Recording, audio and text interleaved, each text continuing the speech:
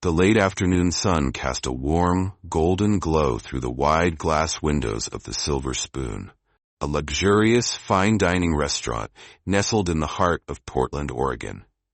The air inside was filled with the soft hum of conversation, the clinking of glasses, and the gentle melody of a live pianist in the corner. It was the kind of place where people came to celebrate life's milestones, seal business deals, or simply indulge in the finer things. The polished decor, tailored suits, and elegant ambiance all spoke of sophistication and exclusivity. Amid the refined atmosphere, the entrance door opened, and an elderly black woman stepped inside. Her steps were slow but deliberate, her posture straight despite the weight of years etched into her frame.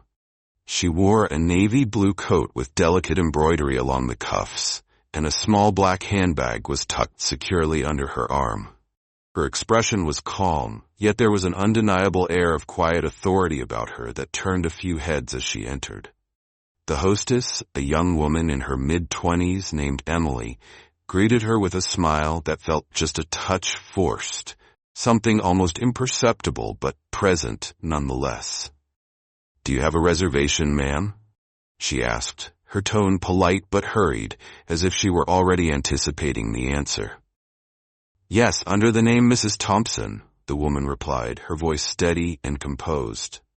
Emily scanned the reservation list, nodded, and led Mrs. Thompson to a table tucked away in a corner near the kitchen.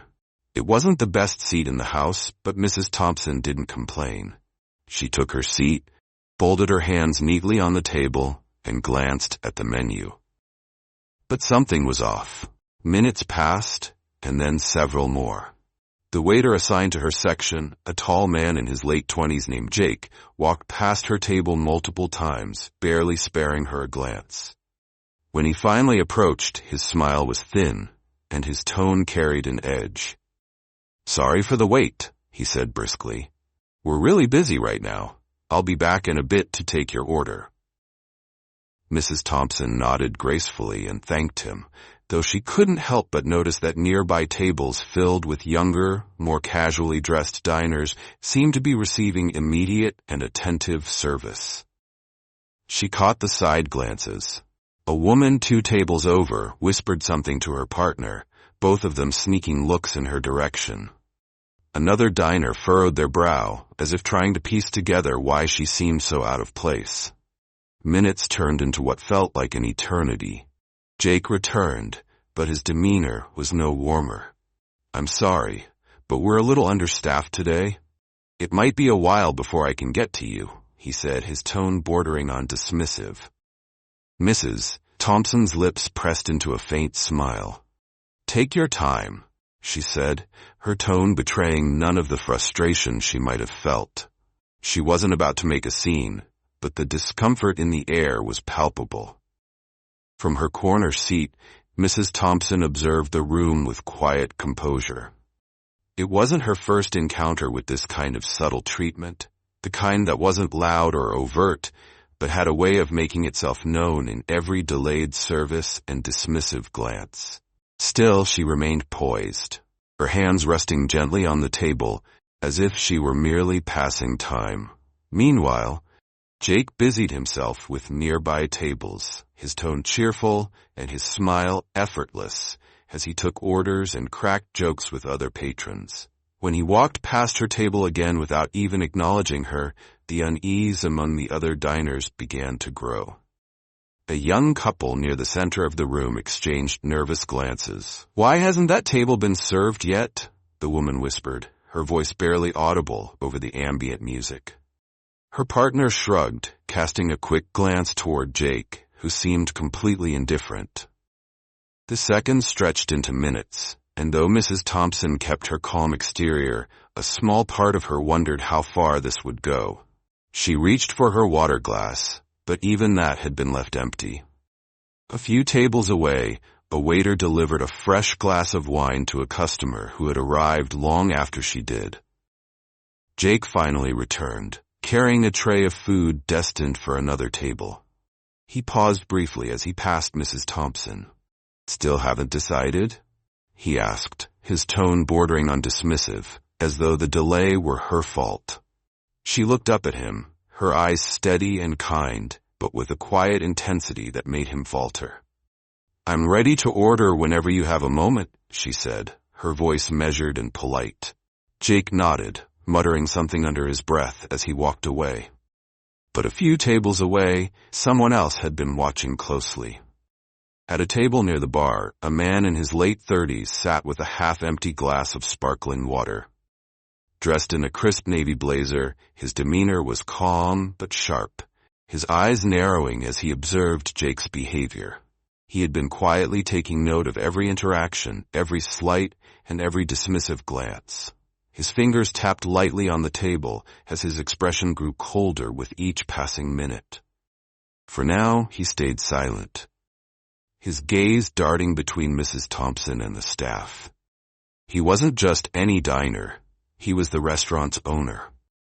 And Mrs. Thompson wasn't just any patron, she was his mother. But he wasn't ready to step in just yet. He wanted to see how far this would go, how Jake would treat someone he assumed was powerless. His jaw tightened as Jake laughed with another table, oblivious to the storm brewing on the other side of the room. The tension was building, and though Mrs. Thompson remained calm, the air in the restaurant grew heavier with every passing second. Something had to give, and it was only a matter of time. Across the room, Daniel Thompson leaned back in his chair, his fingers still rhythmically tapping the edge of the table. He wasn't the type to lose his temper easily. Years in the restaurant industry had taught him that patience was often the most powerful tool in his arsenal. But this was different. Watching his mother endure the subtle but deliberate mistreatment filled him with a slow-burning anger. Daniel had poured his heart into building the Silver Spoon. It was more than just a business. It was a testament to the values his mother had instilled in him: respect, integrity, and fairness. She had been his anchor through years of struggle, the voice in his ear reminding him to keep pushing forward when the odds were stacked against him. Now, seeing her treated as though she didn't belong in a space he had created, it felt personal. He noticed the way Jake avoided her table, the way he smiled effortlessly at other guests while his expression hardened whenever he glanced her way. Daniel caught the faint smirk Jake gave another server, as if sharing an unspoken joke. His grip tightened around his glass. The restaurant was his domain, his pride. Every detail, from the menu to the decor, bore his mark. Yet, at this moment, he felt powerless. His mother was the one person in the world he would never allow to be disrespected, and here she was, enduring it with grace. Daniel's thoughts raced. Should he confront Jake now and make an example of him in front of the entire restaurant? Or should he wait and let the moment unfold, ensuring there was no room for excuses later? He chose the latter. He signaled to the manager, a middle-aged woman named Laura, who approached his table cautiously. "Keep an eye on table 12, he said under his breath, nodding toward his mother. "I want to see how Jake handles this. Don't intervene yet." Laura hesitated but nodded. She knew better than to question Daniel when his tone was that firm. Daniel's focus returned to his mother. She was now looking at her watch, her movements deliberate and calm. She wasn't going to complain. He knew that much. Complaints had never been her way. She believed in letting actions speak louder than words. But Daniel also believed in actions, and soon, Jake would see the consequences of his. The tension in the restaurant had become impossible to ignore. Conversations had quieted, and more patrons were stealing glances at Mrs. Thompson. Jake, however, seemed oblivious, or perhaps emboldened as he passed by her table again. She politely raised her hand. "Excuse me," she said softly, her voice cutting through the murmurs around her. Jake paused, his expression tightening with impatience. "Yes," he replied curtly, barely masking his irritation. "I'd like to place my order now if you're not too busy," she said, maintaining her grace. Jake sighed audibly, glancing around as if to find an escape. "I'll be back in a minute," he muttered, turning away before she could respond. At that moment, Daniel rose from his seat, his movements deliberate and unhurried. The room seemed to shift as he crossed it, his presence commanding without a word. He reached Jake just as the waiter was joking with another table. The casual arrogance on his face quickly melted into confusion when he noticed Daniel standing beside him. "Daniel, hey," Jake stammered, attempting a smile. "I didn't know you were here." "I've been here," Daniel said calmly, his voice carrying an unmistakable authority. "And I've been watching." Jake's smile faltered. "Watching what?" Daniel's eyes flicked toward his mother's table, then back to Jake. "Watching you ignore my mother, who's been sitting there for almost 30 minutes without so much as a glass of water." The color drained from Jake's face. He glanced toward Mrs. Thompson, who was now sitting upright, her calm gaze locked on the interaction. Your mother?" Jake stammered, his voice cracking. "Yes, my mother," Daniel said, his tone sharpening. "The woman you've treated like an inconvenience, the woman you thought didn't deserve the same respect you've been showering on every other table in this room." The restaurant fell silent. All eyes were now on the scene. Even the pianist had stopped mid-note, his fingers hovering over the keys. Jake opened his mouth to speak, but Daniel cut him off. "Save it," he said, his voice cold. "There's no excuse for what you've done, and everyone here has seen it." Daniel turned to Laura, who had been hovering near the bar, unsure whether to intervene.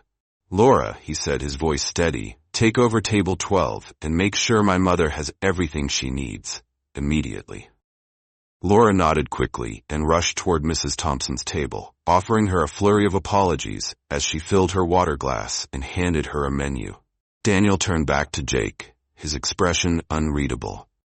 "We'll discuss your future here later. For now, you're done for the day. Go home." Jake stood frozen for a moment, his face a mix of humiliation and regret.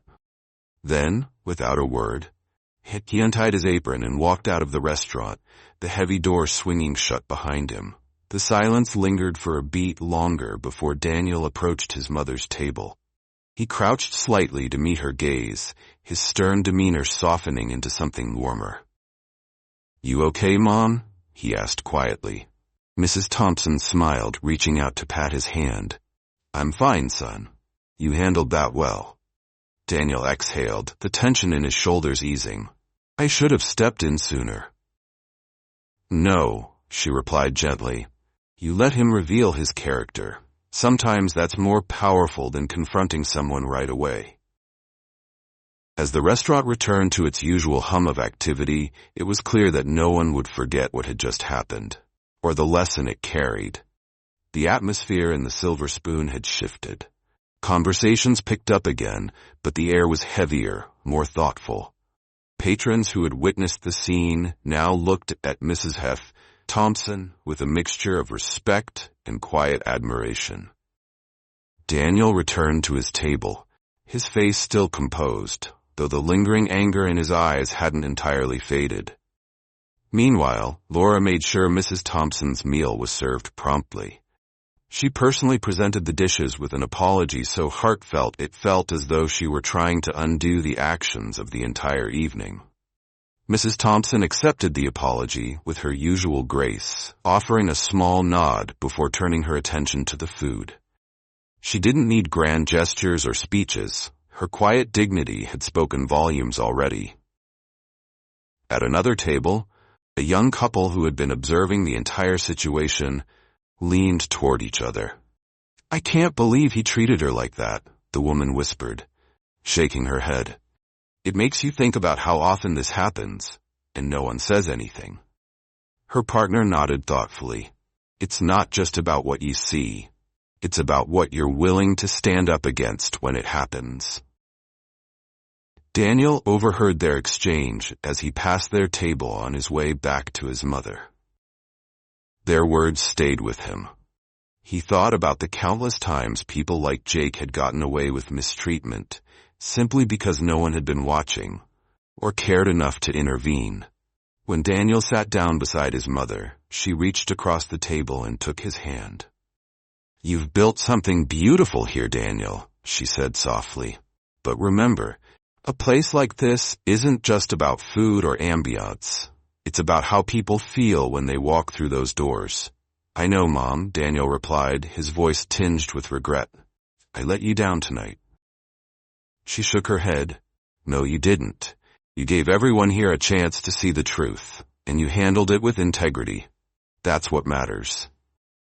Around them, the staff seemed more attentive, the service more thoughtful. It wasn't just about avoiding another incident. It was about the unspoken lesson Daniel's actions had taught them all. Respect and kindness weren't optional. They were the foundation of everything. As Mrs. Thompson finished her meal, she glanced around the room, her gaze settling briefly on Laura, who gave her a small, apologetic smile. There was no bitterness in her expression, only a quiet satisfaction that the moment had left an impression. But for Daniel, the lesson wasn't just for Jake or the staff. It was a reminder for himself, too. Leadership wasn't just about managing operations. It was about upholding the values that made his restaurant a place worth visiting. As the evening wound down, Mrs. Thompson prepared to leave, her calm demeanor unchanged. Daniel walked her to the door, holding it open as she stepped out into the crisp evening air. For a moment, they stood there together, the glow from the restaurant's windows illuminating their faces. "You did good, son," she said, her voice carrying a warmth that softened the day's tension. Daniel smiled faintly. "I still wish it hadn't happened at all." She placed a hand on his arm. "What matters is how you responded. You gave everyone in there something to think about. Something they'll carry with them. That's the real change." He nodded, watching as she made her way to the car waiting by the curb. Before getting in, she turned back and offered him one last smile. Inside the restaurant, the staff worked quietly to close up, the earlier incident still fresh in their minds. Laura gathered the team for a brief meeting, her tone serious yet constructive.